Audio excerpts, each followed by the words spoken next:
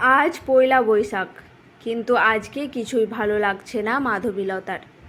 সেই সকাল থেকে দুপুর অবধি সবার মনের মতো রান্না করে সবাইকে খাইয়ে খেয়ে গুছিয়ে উঠতে বেলা 4টে। বিকেল একটু গড়িয়ে সন্ধ্যের সময় নতুন শাড়িটা পরতেই ভাইয়ের বউয়ের ভুরু কুঁচকে গেল। সন্ধেবেলায় একটা দিনও কি ঘরে থাকতে নেই বলেই তারপর নিজের ঘরে ঢুকে বৈশাখের মেলায় যাওয়ার জন্য নিজের মাথায় বেলি ফুল গুছতে গুছতে আরও নোংরা ইঙ্গিত করে। বুড়ি বয়সে ভীমরতি কথাটা যে তাকে আর সন্দীপবাবুকে নিয়েই শুনিয়ে বলল, সেটা বুঝতে অসুবিধে হয়নি মাধবীলতার। আজ সন্ধেবেলায় তার আর সন্দীপবাবু দুজনে মেলায় যাওয়ার কথা ছিল, কিন্তু এইসব শোনার পরে আর ইচ্ছে হলো না মাধবীলতার। ভিতরে ভিতরে সংকুচিত হয়ে উঠে শাড়িটা খুলে ভাঁজ করে রাখলো বিছানার পাশে। বুকের ভেতরে জমে থাকা একটা কষ্ট যেন ঠেলে বেরিয়ে আসতে চাইছে তার। সারা জীবন সবার মন জুগিয়ে চলতে চলতে তার পরিশ্রম দায়িত্ব দিন দিন যেন কমার বদলে বেড়েই চলেছে। সাপের মতো বের দিয়ে তার জীবনকে জড়িয়ে উঠেছে যেন। বয়স 48-এর শেষ সীমায় পৌঁছেছে। কতবার ভাবে এই বুঝে দায়িত্ব শেষ হবে। মাঝে মাঝে তার মন যেন বিদ্রোহী হয়ে ওঠে। মনে হয় কেন ভাইয়ের সংসারে এদের জন্য এত করেও সে এমন ভয়ে ভয়ে চলে সব সময়। চোখটা জ্বালা করে ওঠে তার। বাবা মারা গেছে সেই ছোটোবেলায়। অনেক কষ্ট করে পড়াশোনা শেষে লাইব্রেরিয়ান কোর্স করার পরে এই চাকরিটাকে আঁকড়ে ধরেছিল প্রাণপণে। নিজে সারা জীবন বিয়ে করলো না, ইচ্ছে থাকলেই উপায় ছিল না তার।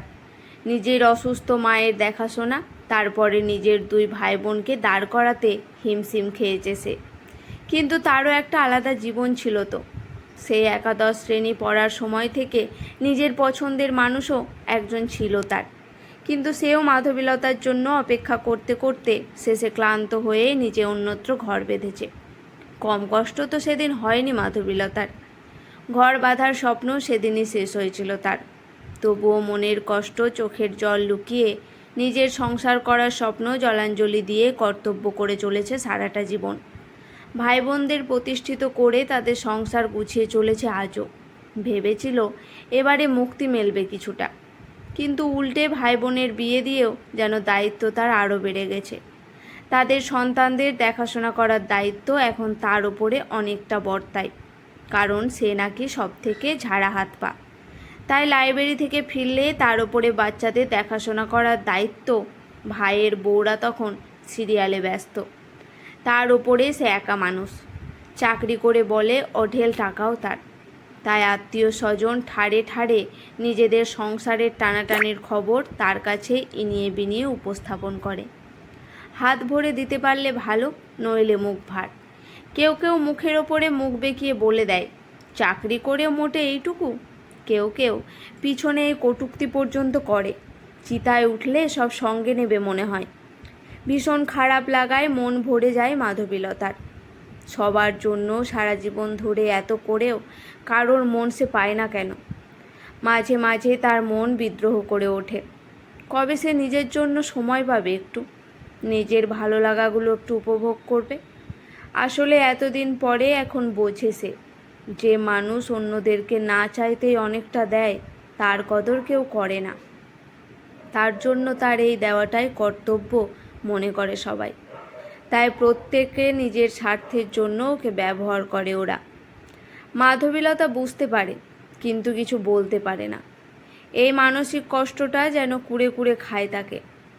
এত বড় সংসারের মধ্যে থেকেও নিজেকে মাঝে মাঝে বড্ড একা মনে হয় এইসব ভাবলে। তাহলে নিঃস্বার্থভাবে ভালোবাসার কেউ নেই কি তার জীবনে? কিন্তু আজকাল ভালোবাসার কথা ভাবলেই একজনের মুখ ভেসে ওঠে মাধবীলতার, সন্দীপবাবু। এই 1 বছরে সন্দীপবাবু তার জীবনে অনেকখানি দখল করে নিয়েছে যেন। ওনাকে ইদানিং মনের কথার ভালো মন্দ অনেকটাই প্রকাশ করে ফেলে সে। লাইব্রেরি থেকে আগের মতো কর্তব্যের টানে তাড়াতাড়ি বাড়ি ফিরতে মন চায় না তার। কাজ শেষে একটু একান্তে গঙ্গার ধারে সেই অসত্য গাছের তলায় দুজনে বসে সময় কাটায়। যেন এইটুকু সময় তারা খুঁজেছে নিজেদের মধ্যে। দুজনে দুজনের জীবনের একাকিত্বর মধ্যে মিল খুঁজে পেয়ে একে অপরকে পরিপূরক ভাবতে শুরু করেছে আজকাল। এই ভালো লাগার সময়টুকু যেন দ্রুত পেরিয়ে যায়। আবার আগামীকাল দেখা হবে প্রতিশ্রুতিতে বাড়ি ফিরে আসে মাধবীলতা। অনেক বছর পরে অন্যরকম অনুভূতিতে ভরে থাকে সে। বছর দেড়েক আগে সন্দীপবাবু লাইব্রেরিতে প্রথম আসেন। বিভিন্ন বইয়ের বিষয়ে খোঁজ নিতে গিয়ে মাধবীলতার সাথে একটা ভালো সম্পর্ক গড়ে ওঠে তার। আস্তে আস্তে গল্প করতে গিয়ে মাধবীলতা জেনেছে মানুষটার একাকিত্বর গল্প। বছর 7 আগে একমাত্র মা মরা কলেজে পড়া মেয়ে হঠাৎ জন্ডিসে মারা যায়। তারপরে উনি ফোর্সের চাকরি থেকে স্বেচ্ছায় অবসর নিয়েছিলেন। স্বাভাবিকভাবে ভেঙে পড়েছিলেন ভীষণ রকম। মেয়ের স্মৃতি তাকে সবসময় তাড়িয়ে বেড়াতো বলে ডাক্তারের পরামর্শে সে বাড়ি বিক্রি করে এখানে এই মফস্বলে নদীর ধারে ঘর ভাড়া নিয়ে থাকতে শুরু করেন। মাধবীলতা একদিন জিজ্ঞাসা করেছিল, কিভাবে একা একা মন খারাপের সময় নিজেকে সামলান আপনি? সন্দীপবাবু মৃদু হেসে বলেছিলেন, যখন খুব মন খারাপ হয় তখন লাইব্রেরিতে গিয়ে তোমাকে দেখি, উদ্বুদ্ধ হই। আমি তো সব পেয়ে হারিয়েছি, তুমি তো কিছু না পেয়েও হারিয়েছ নিজেকে। তবুও কত হাসি খুশি সবসময়। তারপরে একটু ঝুঁকে মাধবীলতার কানের কাছে মুখ নিয়ে এসে বলেছিল, তোমার টানেই কিন্তু আমার লাইব্রেরিতে রোজ আসা। লজ্জায় লাল হয়েছিল মাধবীলতা। বাড়ি ফিরে সেদিন আয়নার সামনে অনেকক্ষণ বসে নিজের মাথার কাঁচা পাকা চুলে হাত বুলিয়েছিল। কপালের ভাঁজের সাথে চোখের তলার কালি স্পষ্ট। তবুও এইভাবে কেউ বলতে পারে তাকে দেখে? অবাক হয়েছিল মাধবীলতা। তারপরে আরও অবাক হয়েছিল যখন দুজনের ঘর বাঁধার স্বপ্নর কথা জিজ্ঞেস করেছিল। মাধবীলতা আজও উত্তর দিতে পারেনি। সন্দীপবাবুর যদিও তাড়া নেই কোনো, ভেবে বলতে বলেছে তাকে, কিন্তু মাধবীলতা আজও বুঝতে পারে না কী করা উচিত তার। এই বয়সে এসে এখন প্রথম সে নিজের মনকে আটকানোর চেষ্টা করত, কিন্তু সন্দীপবাবুর সাথে কথা বলার যে ভালো লাগা, সেটুকুর অমেঘ আকর্ষণ থেকে বের হতে পারেনি কিছুতেই। সারা জীবন অন্যের জন্য নিজের ভালো লাগার সময়গুলো হারিয়ে এই বয়সে এই ভালো লাগাটুকু পাওয়ার ইচ্ছে হয় তার ভীষণভাবে। ইচ্ছে তো হয় সব ছেড়ে বেরিয়ে যায় সন্দীপবাবুর হাত ধরে, কিন্তু তার হয়ে ওঠে না। ওই ভয়, লোকে কি বলবে, সবাই তাকে খারাপ বলবে, এই ভয়ে এগোতে পারে না সে কিছুতেই। গত পরশু সন্দীপবাবু একটা বই এগিয়ে দিয়ে বলেছিল, আমার গুরুদেবের বাণী, মন খারাপ হলে পড়ে দেখো, জীবনের অনেক প্রশ্নের উত্তর তুমি পেয়ে যাবে, অদ্ভুত প্রশান্তি আসবে মনে। গতকাল লাইব্রেরি ছুটি থাকলেও বিকেলে এক ফাঁকে মাধবীলতা সন্দীপবাবুর সাথে একটু চড়কের মেলায় গিয়েছিল। মেলায় ভিড়ের মধ্যে ঘোরার সময় সন্দীপবাবুর আঙুলগুলো ঠেকেছিল তার আঙুলে। দুজনেই সরিয়ে নিয়েছিল মুহূর্তে। তবুও স্পর্শে মনের ভেতরের ভালো লাগাটুকুর রং মাধবীলতার মুখের ওপর পড়েছিল বুঝি। তাই এই বয়সেও সে আভা দেখে মুগ্ধ দৃষ্টিতে তাকিয়েছিল সন্দীপবাবু। কিন্তু তাদের এই ঘোরাফেরার মুচমুচে সংবাদ পাড়া প্রতিবেশী থেকে এই বাড়ি থেকে ওই বাড়ি গিয়ে মাধবীলতার ভাইয়ের বউয়ের কানে ওঠে। সেই জন্যই আজ বৈশাখের মেলায় যাবার আগে সারা জীবন নিজের কৃচ্ছ সাধনের ফলাফল স্বরূপ আজ ভাইয়ের বউয়ের বলা কটূক্তিগুলো বড্ড কানে লেগেছে তার। আরও কানে বেজেছে ভাইয়ের নিঃশব্দে সব কিছুতে সায় দেওয়া। ওরা সবাই নববর্ষের মেলায় চলে যাওয়ার পর জানালার পাশে কিছুক্ষণ দাঁড়িয়েছিল মাধবীলতা ভাবে কেন তার নিজের ভালো লাগাগুলো সবসময় বিসর্জন দিতে হয়। তার জীবনে কেন কোনো ইচ্ছে পূরণ নেই, ভালো লাগা নেই। এই নতুন বছরের প্রথম দিনটায় যেন আগামী বছরের কষ্টের সাক্ষী তার। ঘড়ির দিকে তাকায় সে। এতক্ষণে নিশ্চয় সন্দীপবাবু এসে অপেক্ষা করছে তার জন্য। করুক। মাধবীলতার মনের মধ্যে উথাল পাথাল করছে সঠিক সিদ্ধান্ত নেওয়ার দোটানা অবস্থা। এখন কি করা উচিত আর অনুচিতের দোটানায় অস্থির মনে গত সপ্তাহে সন্দীপবাবুর দেওয়ার বইটা টেবিলের ওপর থেকে নিয়ে আনমনা হয়ে বসে থাকলো সে কিছুক্ষণ। শুকনো মুখে ভেজা চোখে পৃষ্ঠা উল্টাতে উল্টাতে আনমনা হয়ে পড়ছিল সে। এক জায়গায় এসে চোখ আটকে গেল মাধবীলতার। শিষ্য গুরুদেবের কাছে জিজ্ঞেস করেছেন, গুরুদেব, জীবন কেন এত জটিল? শাড়ির আঁচল দিয়ে ভেজা চোখ মুছে গুরুদেবের উত্তরে চোখ বোলায় সে। জীবনের বিশ্লেষণ বন্ধ করো, এটি জীবনকে আরও বেশি জটিল করে তোলে। সর্বদা তোমাকে কারা ভালোবাসে সেটা খেয়াল রাখো, কারা তোমাকে ভালোবাসে না সেটা খেয়াল রেখো না। চোখে জল ভরে যায় মাধবীলতার। চোখ বন্ধ করে নিজেকে বিদ্রূপ করে সে যেন। ভালোবাসা? কে ভালোবাসে তাকে?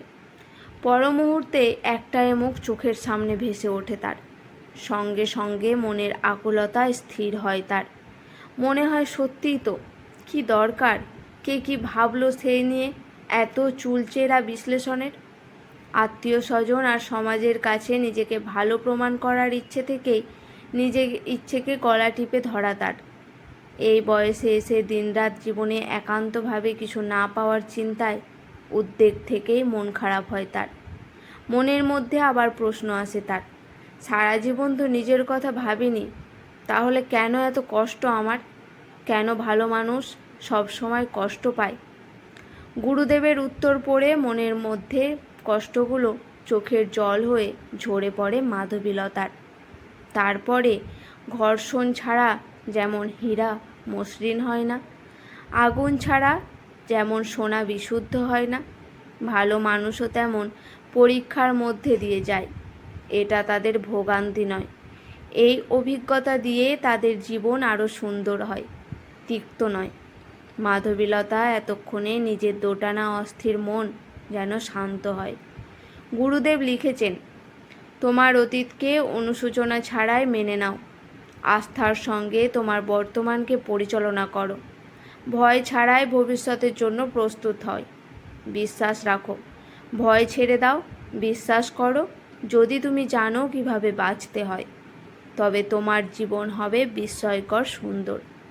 স্বামীজির প্রশ্নের উত্তরে শ্রী শ্রী রামকৃষ্ণদেবের বলা প্রতিটা কথা যেন মনের মধ্যে শান্তি এনে দিল তার। বইটা পড়তে পড়তে কি অদ্ভুতভাবে মনের জমে থাকা কষ্টগুলো আজ গলে যাচ্ছিল যেন চোখের জল হয়ে। এতদিনের না পাওয়া উত্তরগুলো পেয়ে মাধবীলতার মন স্থির হলো। সে আজ বুঝল কেন সন্দীপবাবু তাকে এই বইটা পড়তে দিয়েছিল।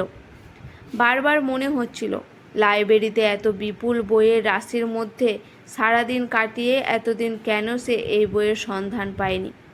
মাধবীলতা ঠিক করল, গুরুদেবের কথা অনুসারে সে তার পিছনে ফেলে আসা অতীতকে অনুশোচনা ছাড়াই মেনে নিয়ে ভয় ছেড়ে এই নতুন বছরের শুরুতে সন্দীপবাবুর সাথে সুন্দর ভবিষ্যতের জন্য প্রস্তুত তাকে হতেই হবে। তবেই সে তার মন খারাপের অসুখ থেকে বের হয়ে বুঝবে জীবন কত সুন্দর। ঘড়িতে সময় দেখল, ঘণ্টাখানেক দেরি হয়েছে মাত্র। তাড়াতাড়ি সন্দীপবাবুর দেওয়া বিছানার পাশে রাখা নতুন শাড়িটা পরে বের হলো সে। দ্রুত পায়ে কিছুটা যেতেই দেখল দূরে অশ্বত্থ গাছের তলায় এদিকে তাকিয়ে অধীর আগ্রহে এখনও তার অপেক্ষায় দাঁড়িয়ে আছে মানুষটা। এই নববর্ষের পূর্ণ সন্ধ্যায় তার এক নতুন জীবনের সূচনায় মৃদু হাসি আর ভালো লাগায় মন ছেয়ে গেল মাধবীলতার।